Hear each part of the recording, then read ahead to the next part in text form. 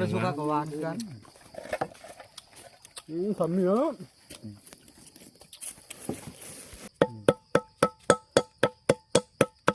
มือจะจับเทียนของมึงละ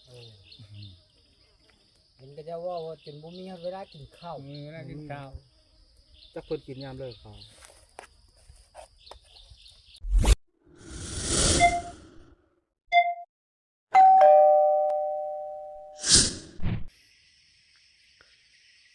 กับทุกท่านสบายดีพ่อแม่พี่น้องหมดทุกคนนี่ครับเขาดู2029เด้อวันนี้กันนี่สบายดีตอนเช้าทุกคนวันนี้ก็สักตื่นเช้ามานะวันนี้นะตอนนี้ก็สักตี 5ตอนนี้นะพังเสียงนกเสียงไก่ป่าหันนะเสียวทุกคนเลยที่สำหรับทีมงานที่เฮาก็พาเห็นกับพันอุ้ยก็พากันออกมาหาเช้าแล้วออกไปหานั่งกันดักทากับเฮากินมาบางนะตอนเช้านี่นะสำหรับทีมงานเฮาก็ได้ออกไปหาลัดเซาเลย3-4 คนนี่เลยแต่ละหอไปทั้งเลยหอนะโกปางเนาะเด็กอายเพิ่นมาแต่เมืองพีนนี่นะนี่เลยอายชัดป่ามันเจ้ายังหลายอยู่แต่นั่นก็บ่เคยลายอยู่พอได้กินอยู่แต่นั่นก็เนาะแม่นพอได้กินอยู่กลับแล้ววันนี้เนาะกลับนอนกลางคืนไปเด้อเฮาจังมือจังกลับนอนคืนเดียวกลับละเน่วำเลยออกหาลัดเซามันเนาะผ่านเห็นผ่านอุ้ยเนาะนี่ผลงานทีมงานเฮาเมื่อคืนนี้นะ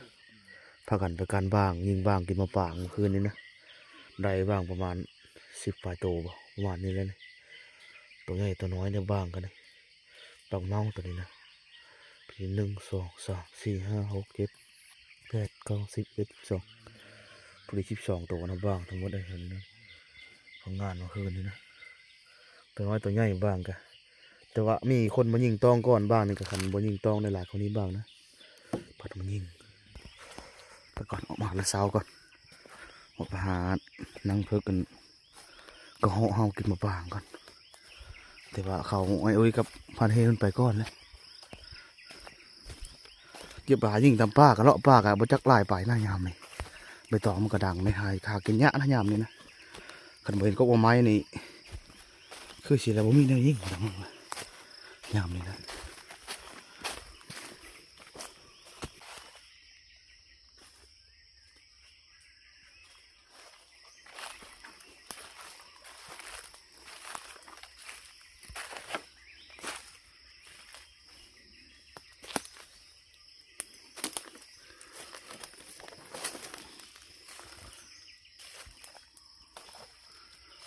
ไก่ป่านะหันดูเซลไก่ป่านะ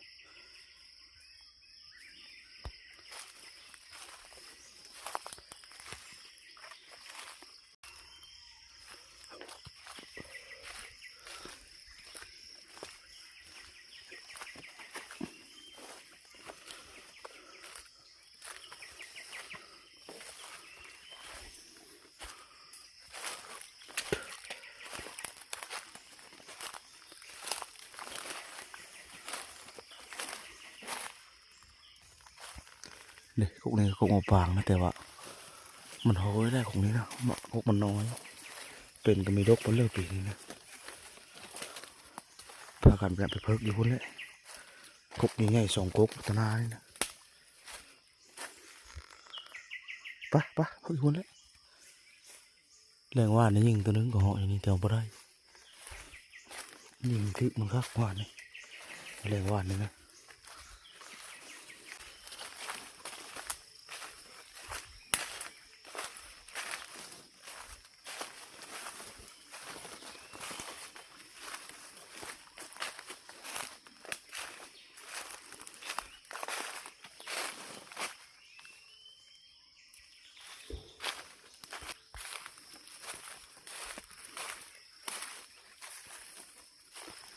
ตื่นเช้ามานกก็เซลเสียงมันตื่นนอนมานะ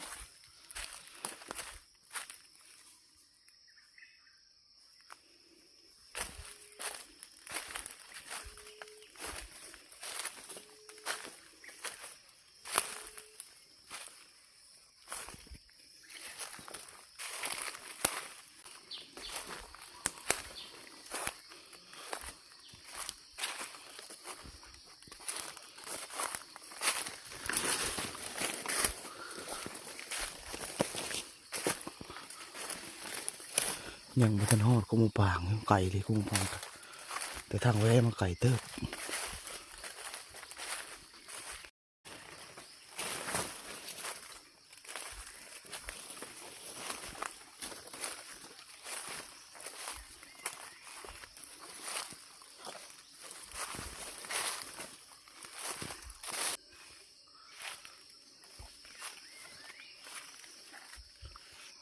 ตอนนี้ก็สักเขาว่าหมูปางนะแต่ว่ามุ้ยก็ห่อเฮาอยู่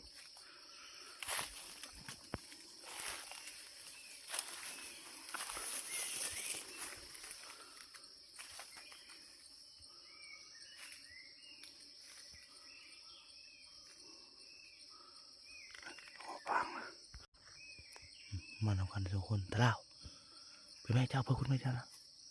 อยู่หนุ่มค่อยนี่บ่สาขาฮอดคงมาปาง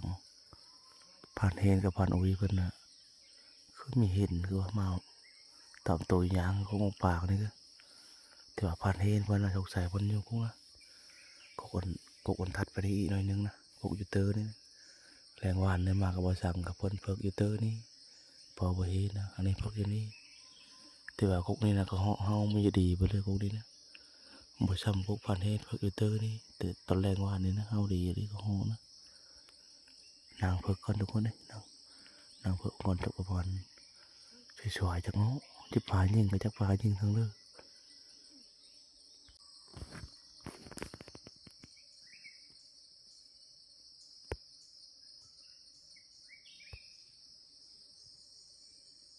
ยังไม่ขออยู่แต่เช้ามาเลยนะจนมวยนางเลยยังไม่ขอพอโตอยู่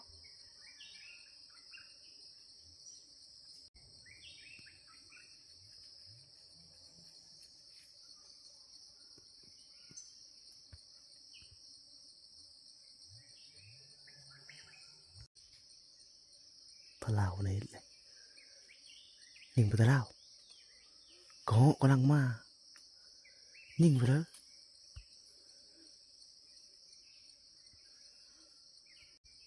ก็น่าชักกระยาเฮาตัวหนึ่งนะมันมาในรถเห็นตามสังเกตมันเห็นเฮาตามเบิ่งนะปีนคืนแล้วลุกคืนก็เหาะตัวเบื่อ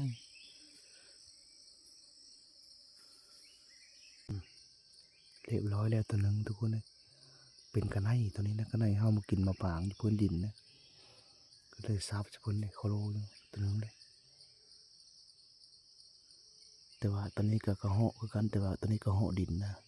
เพดูขี้มันอาจจะขมกว่ากระเหาะแดงๆดูเทิงนี้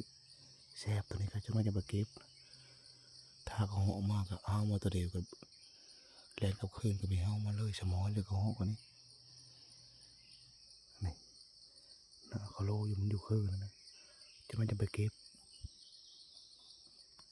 ก็เล่นก็มียิงก็เล่นนะเล่นก็มีเฮาอ๋อก็ห้องกระเจ็กอยู่ซึ่งมันห้องคือมันได้ซึ่งนี่นะก็ห้องนะไปเก็บมันก่อนทุกคนเลยเก็บข้างในก่อนนะ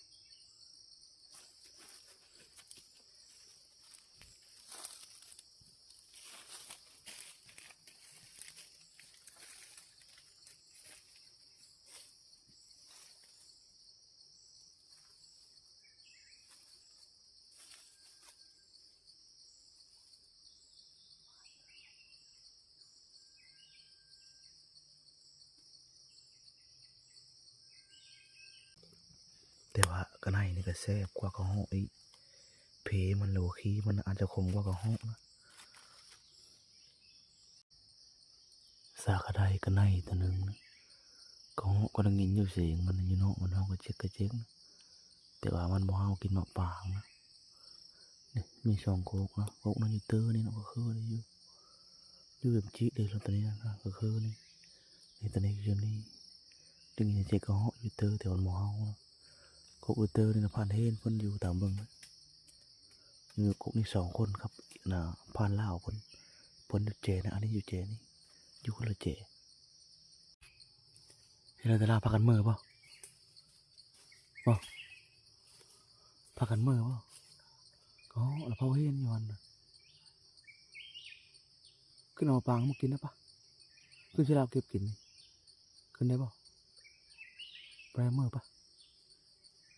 เอ้าเยอะก็เหาะก็มีเฮาแล้วได้กันไหนตัวหนึ่งก็พร้อมเพลงบริกินเสียงเขาเลยเนาะสมอก็เหาะแล้วก็เจ๊กกันนี่อยู่วันน่ะก็เหาะกับว้าวเนาะแต่ละดึกขึ้นเอาหรอคือว่าขึ้นเก่งคืนนี่ บ่ได้ขึ้นได้ขึ้นบ่ได้ เฮ็ด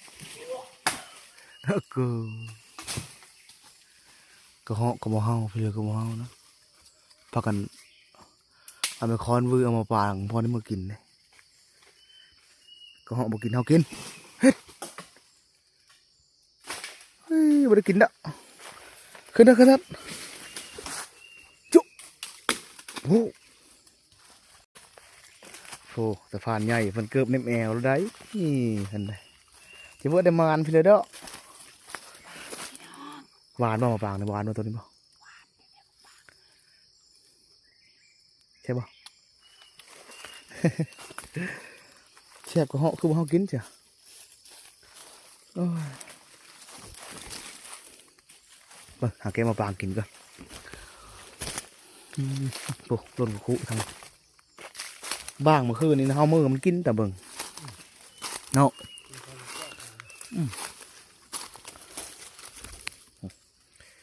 บ้างแล้วกินแบบนี้นะมันจอกินในกินแกนมันนะ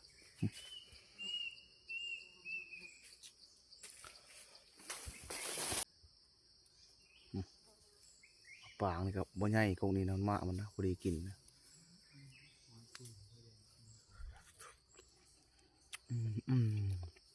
หวานเนาะตะลาเนาะเอากินหวานเลย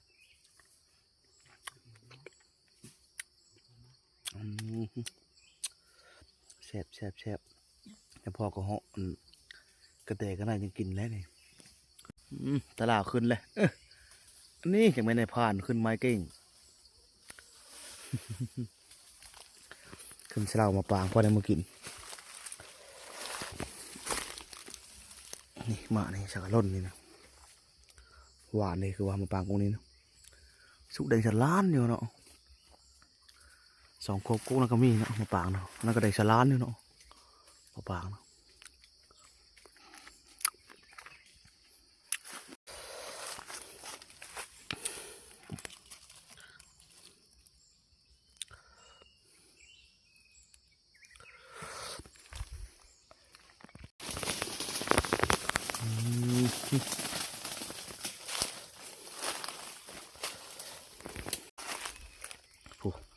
ตลาดฉลาดลงมานะหนึ่งแดงอยู่มาทำจะเก็บป่ะนี่พวกปริสุกปริหวานนะ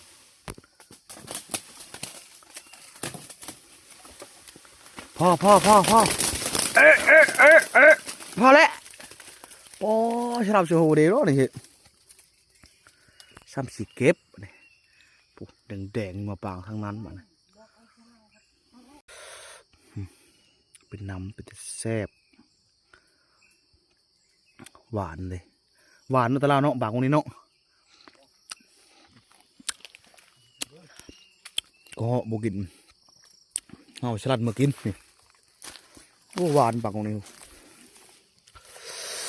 กินก่อนจะเก็บคุอีกแทนนี่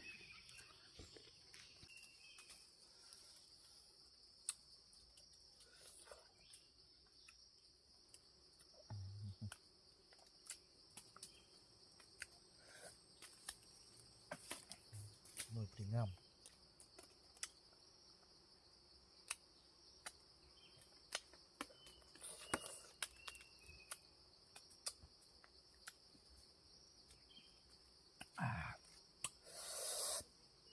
ลงมาพอแล้วมาเลยเก็บบัวไหวแล้วเก็บบัวไหวแล้วพอแล้วไว้เฮอป่าเฮินบ้างก็เหาะกินได้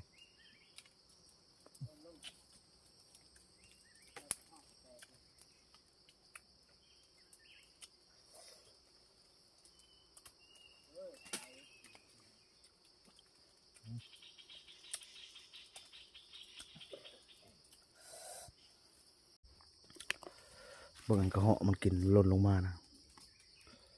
กระเหาะเลยกินแบบนี้เกล็ดกินแบบนี้นะหล่นลงมาเต่าใบตองกว้างเลยนะกินนะ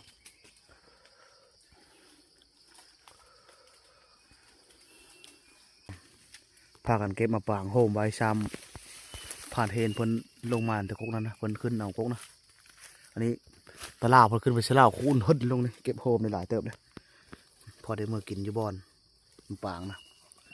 กระล่างสุกโอ้ยผ่านเทนเพิ่นมาก่อนไม่ใช่เพิ่นเราก็เฮากกนี่นะ6 โตเพิ่นเราก็เฮามันงมเฮาแต่สลุมสลิมของเฮานะที่เฮามาฮอดกับตะลาวสวายเติบมีเฮาของเฮานะโอ้เนาะตะลาวลุบที่เฮาเนาะบ่ได้ทับบ่ได้แทบจักบาทเลยมื้อนี้ ก็มีปลาตัวน้อย มันดกนะ ยกกกนี่ เพราะไม่ตลอดถ้าเราลงมาก็มานั่งกินแล้ววะกินมากินหมดในมือมาแล้วแม่ เอ้ย พี่ไปนู่นเอามันวาดอะไรกงนี้นะเขากินเลยได้ ย่าน ต้องกินแล้วกงนี้นี่จ้ะกินมั้งอะไรมันคือดีมากมันโน่บอกคนละคนโอ้ เรียนถ้าละตื้อแมวตรง ก็หวานเนาะตัวนี้หวานกว่านะเนาะ มันยาก ตื่นยากเนาะ ตื่นบนลกเอ้ยน้องมันตื่นง่ายเลย คนนี้ลูกขบดูเจ็บดู เวลาจะไปหายิงถึงเมื่อยจะไปละ โอ้ยเอาไปตอนนั้นเนาะตอนไปฉาเด้ฉาตะลาวได้ เราทำมันเลี้ยงเนาะ บ้านเดิม ปล่อยดอกมากกะเมื่อยเพิ่นดอกมากปล่อยกันที่ตามนี่จ้ะบ่ได้หยังกับยามันปล่อยแต่เพิ่นมักหน่อยหนึงก็พอ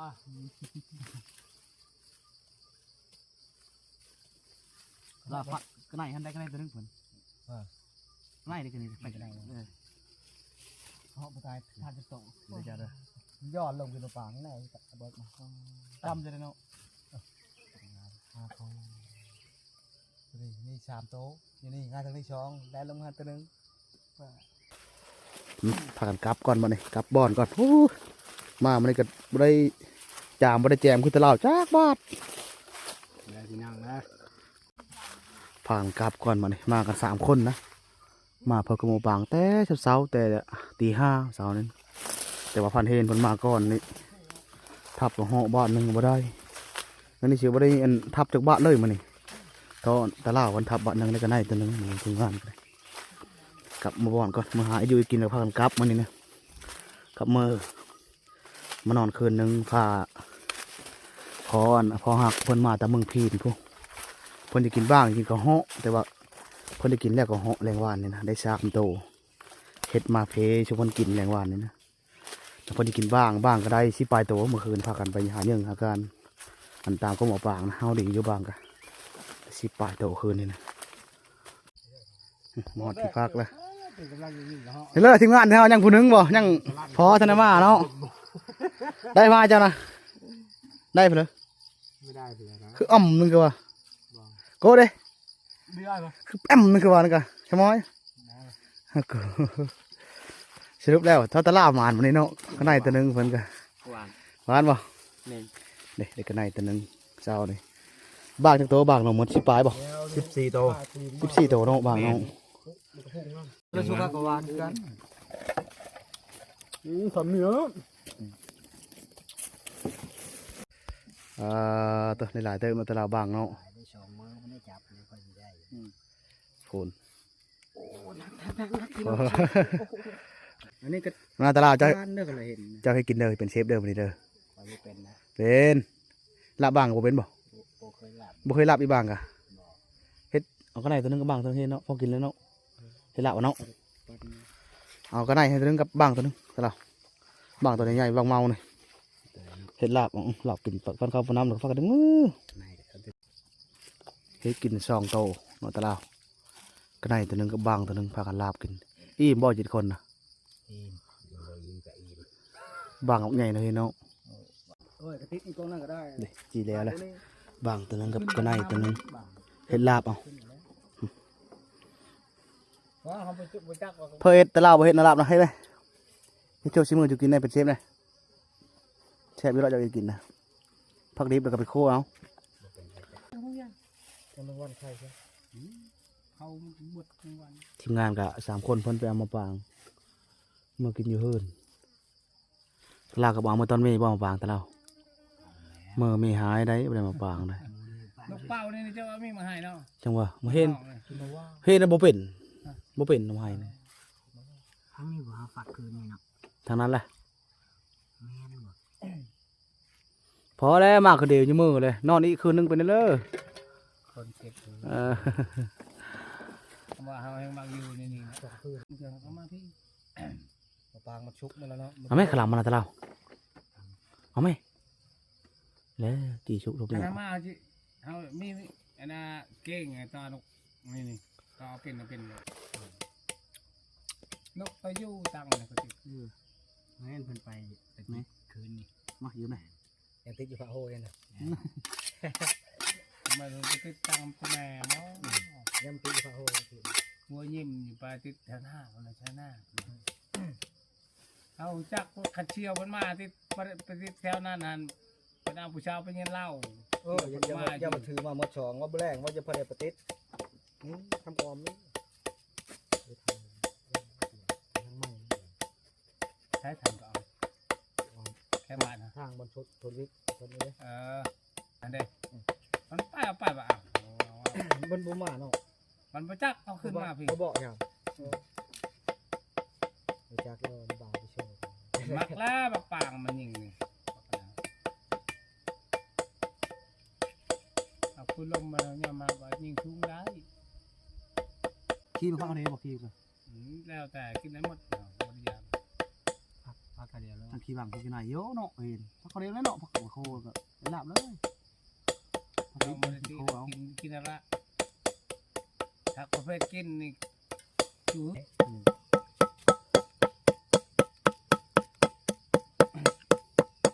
ไม่มีมัวทางเฮายังบ่ฮักยังเฮาสิมาปลูกยาคำด้นน่ะเมื่อจะขึ้นปลูกยาใช้ตะโมงอีกช่องลังคืน โอ้มีแต่เป็ดคักเลยเนาะตีโหนแกม ใครมาหาสิจับมันมีเราแบบนุ่นยางมันมีต้มเองเอาต้มเรื่องที่จะต้มเองเขา เป็น มา แซ่บนะ เขามาต้อนแต่จะชุ่มน้ำถวายย่างน้อยเดียวพี่แกง เขาเห็ดเมื่อคืนนี่นะไอเด็บแซ่บอยู่นักเอาแล้วนกแล้วเหรอแล้วบ่ เขารถเขาบอกมีจักวินเขาบอกไว้เดี๋ยวนี้เขาเห็นมีแต่จักวิน แม่เลย ตะกี้เขาใช้ไม้ฉันเดี๋ยวนี้เขาใช้ไม้8 มัด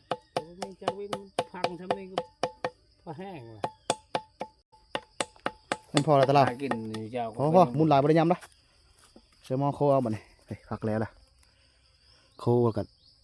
เอาผักบัวหอมเชื่อ ไปกระเทาช่างคนมานะ เกิดเป็นโน่เชื่อ ประหารเมื่อแล้วอื่นมาแล้ว น้องชายขี้จะบ่นะ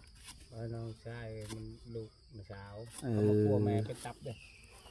แม่ไปตับไอ้นี่เลยเขาคือ โอ้ยคือก็ซอยเชื่อมาคิดเชื่อเนาะตลาดเนาะ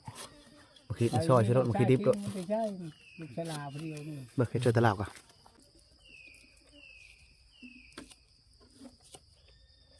เชื่อน้องโบกเขาเนาะเชื่อให้โบกเงินโบ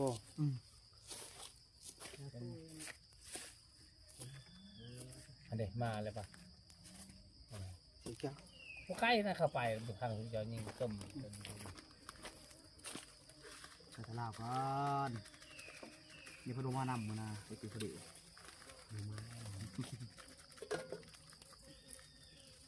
มีโอกาส ไปทางผูช้างลงก็ยิงเอาช้างกินเหมือนแก่นะ นั่น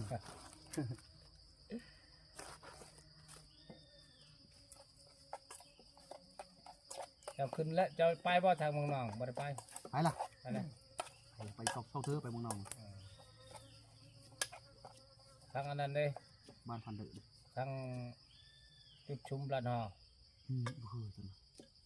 อันนั้นมันขึ้นภาษาไปทางพุ่นกระมวลนึงได้ธรรมศาสตร์ได้ คิดเอาเชื่อมาแล้วคิดก่อน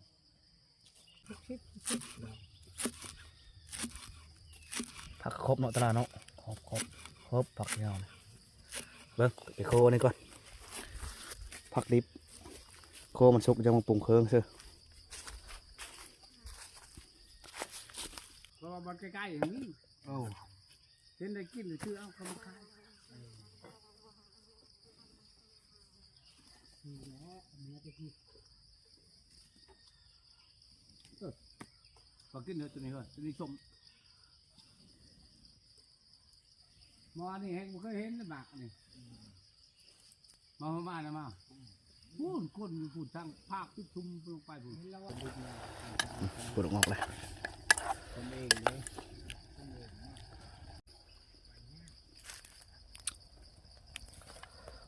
สุกบัดนี้เรียบร้อยตะลาเอ้ยไปปรุงเครื่องก่อนบัดนี้ เอากับเมื่อนี่ก็ถ้ามีแขกมากอะเรียกปัจจุบันนี้ตอนเช้าก็ตัวแรกเนี่ยมือจะจับเทียนของมึงอะ เห็นก็จะว่าจนบ่มีเวลากินข้าว มือแรกกินข้าว จักเพิ่นกินยามเลิกเขาว้าวเลยมันดุเนาะ คนมันไปอยู่มันไม่ได้ บ่ได้นะชีมวย บ่ได้ค่าอะไรเงี้ยแต่ละมื้อ ด้านจนว่าโอ้ถูกตายรถเดี๋ยวนี้กินมันมือนี่แนวข้าวกิน แม่งครับว่า มันว่าไปหน่อยหนึ่งย่อหนึ่งเท่าย่อย่อก็ย่อไม่แต่ย่อลูกเลี้ยงนั่นแหละ นั่นแหละว่ะ พ่อกับแม่เชื่อน้อยเธอเห็นเขาเฮากินฉลาดบ่เห็น เดี๋ยวนี้บ่มีเผ็ด ซะสิ มันหมดแล้ว อันนี้นี่ แล้วนั่งท่าทีมงานบัด นี้ นี้ โทษผู้กลูกแตกนี่ ฟังเพิ่น ขันยังวันไปเราทำมาขึ้นด้วน โอ้ เมื่อปุ่นแล้วโต เต็มมักเนาะออกมาเนาะเช่ชัด ตัวหานั่นใช้ทางกลางมันบ่เต้นครับ มาแล้วทีมงานกันนี่ มันยางตัวกระกู้ใช่ไหมเดี๋ยวมันแตก โอ้ยแต่ก็กินได้เนาะ ลุกแล้วไปนี่ลุกจะได้ฮะลุกจังบืนขึ้นโน่นยังก็ลุก ลุกบ่ได้ไม่เฮิรน ฮะ ว่าจะห้องหรือเปล่า ขนาดเป็นผู้ใหญ่แต่แท้เนาะใหญ่แท้เป็นใหญ่น้อย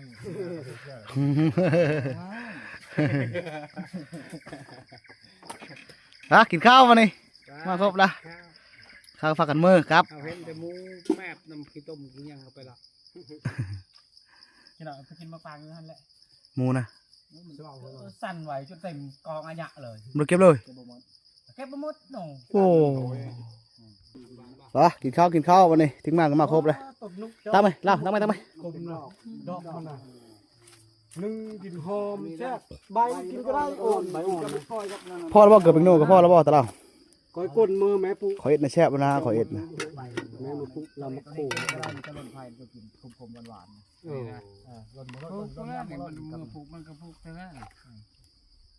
ผูกที่มันเข้ารายการเป็นยา เอาตามข้างเราดอก ยาเนี่ยมันมีรถทั้งอยู่บ้านเราหาบ่เห็นมีอันนั้นก็แม่นบ่ เอาไปเลยวันนี้บ่วันนี้แล้วเนาะ โอ้ยแนวสเปคเรามักเกลือ มากินข้าวง่ายอะไรข้าวเช้าเลยกินข้าวเช้าลาบบาง ชุบฮอตอะ ค ไร รับก็ได้ตัวนึงนะมา พักแหวนหัวเลือกพัก สูตรนี้สูตรมีน้ำสดสูตรนี้นะ มากินชุบผักนอก มา กินแล้วก็พากันครับ กินข้าวกินข้าวกินบริจา ลนไฟ มา กิน เดี๋ยวบ่มีนี่ผักมือเอาตัวนี้มือเราโค้ง ลาบบางไหมบ่สิแบ่งเอาจะน่าจะเอาหรือว่าเอา ตำทางอีกอย่างพอดีตำทางหลายขายเป็นแบบ ข้าว มาเด้อมาเด้อมา มาปลูกเนาะมันง่ายๆทางอีก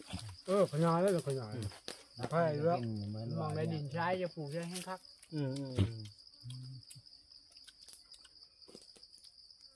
เห็นเมื่อคุณเห็นแม่เขามักพดไม้พดอันนั้นมักโค้งมันต่อเอาไปเรื่อยเมื่อโค้งไปแล้วก็แก้วมันเห็น มีนั่งอยู่ ต้องลอง พี่ก็ได้พ้นแล้วเลยพี่ว่ากูใช้ตะกาง หอม เอาไปพูดลาถือล่ะปะเยอะนะคุณชาล้นปัดนั่นอยู่เพื่อนบัดอยู่งอนแม่ไหมครับเข้ามาแล้วเลย เข้ามาใกล้ เมื่อเพื่อนจะกลับท้าก็ท้าไปจองบังมีเห็ดชวนก่อนมึงได้ทางแหวนต่อสายทางแหวนนี่ เมื่อหลัง ๆให้เพิ่นพักผ่อนก่อนจะ2 ชั่วโมง บอกว่ามึงทางก้อนอย่าเอาปืนจะออกไปพีมาแห้งว่าปืนเราแพง นึ่งข้าวหอมกุ้งเนาะ อันนี้นะ ลองหมักดอกดอกดอกโค้ง เราก็สิได้ยากที่เดือนก็ไปเฉยแล้วบ่ได้ชนนะ นักรบเก่าไปได้อยู่แล้ว ไปได้หมัด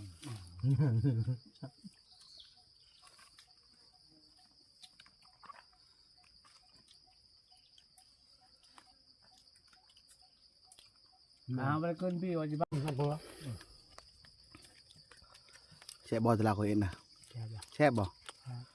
มื้อหน้าจะกินคอยเด้อ คันดุจังเลยแว่ โอ้ยท้องบ่ชิลเด้ไอ้ลาบางจุกิน เป็น นี่ เมา เด้ ไอ้นี่หันยังไง ขึ้นฮอดอ่ะ เขาค มื้อหน้าบ่ขึ้นฮอดอ่ะ อ้าวถือว่ากินข้าวกินน้ำแล้วเด้บางเที่ยวก็ผลงานเมื่อคืนได้หลายได้หลายเติบไปการเมื่อคืนเนี่ยได้ ำโค้งก้อนอะไรยัง 10ปลายโตคนบ้างนะทั้งเช้านี้ก็เหาะบ่ได้เช้าได้แต่ก็ได้ตัวหนึงนะแต่บ้าง ใช่โค้ง บ้าง10ปลายโตบ้างนะ เฮ้ยเดิน เก็บปุ๊บปั๊บแต่ได้แต่ลาวกินฮอดเม่แล้วฮะเนาะทีมงานเราก็ได้เก็บเครื่องเก็บของครับบัดนี้โคมเฮยังบ่เห็นโคมตะลาวเฮแค่แน่ก็ไม่เพิ่นหายมันมือแรกเลย เอาดงนี่เฮา ครับก่อนทุกคนเด้อมารอบนี้ก็ถือว่าหมานเติบได้พอได้อยู่ได้กินเนาะพอเนาะได้บ้างได้กระเหาะแน่มามื้อนี้ก็คันนอน2คืนเฉยอยู่ตุการแมลงได้หรือกายน้อยเนาะ ได้แล้ว นี่ตุการยิงบ้างกงบ่างเอาครับก่อนมื้อนี้ ไ